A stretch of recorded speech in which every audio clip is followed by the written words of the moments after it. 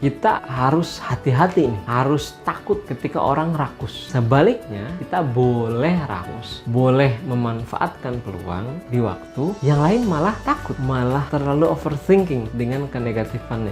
Contohnya, waktu bulan Maret 2020. Teman-teman bisa cek di bulan Maret tahun 2020, ketika COVID itu istilahnya lagi bikin gamang-gamangnya lah gitu. Orang-orang itu masih dalam periode menebak-nebak ini pandemi akan ke arah mana. Kalau sekarang itu beda. Kalau sekarang kita sudah bisa sedikit memprediksi bahwa COVID ini one day mungkin akan selesai. Signal yang paling kelihatan adalah vaksin. Kalau dulu di Maret, posisinya di Maret ya, di Maret 2020 itu orang kan belum tahu vaksin itu butuh berapa lama untuk dibuat, vaksin itu kira-kira bisa gagal atau bisa sukses atau gimana. Jadi masih penuh dengan ketakutan, penuh dengan uncertainty, ketidakpastian, hingga akhirnya harga-harga saham itu pada turun. Sedangkan yang harus kita yakini adalah secara umum saham-saham yang bagus itu fundamentalnya tetap bagus. Bank BCA, Bank Mandiri misalnya, Bank BRI misalnya, dan juga perusahaan-perusahaan lainnya yang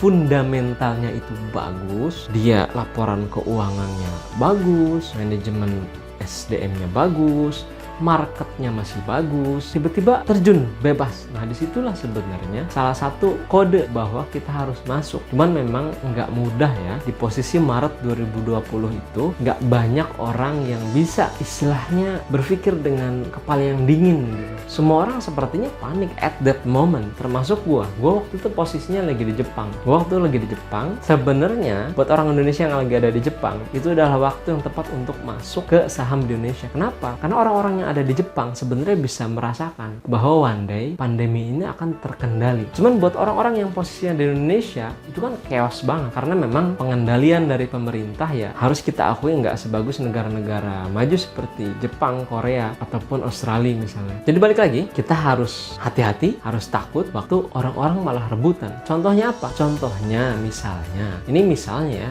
nggak mutlak benar 100%. Waktu ada sebuah saham yang lagi naik ke puncak-puncaknya gitu kan, semua orang ngebid, semua orang ngantri untuk beli. Banyak banget orang yang ngantri untuk beli saham itu. Kita harus hati-hati, jangan sampai kita mengambil keputusan yang tidak berdasar, akhirnya ikut-ikutan aja beli, dipucuk, tiba-tiba sahamnya terjun bebas.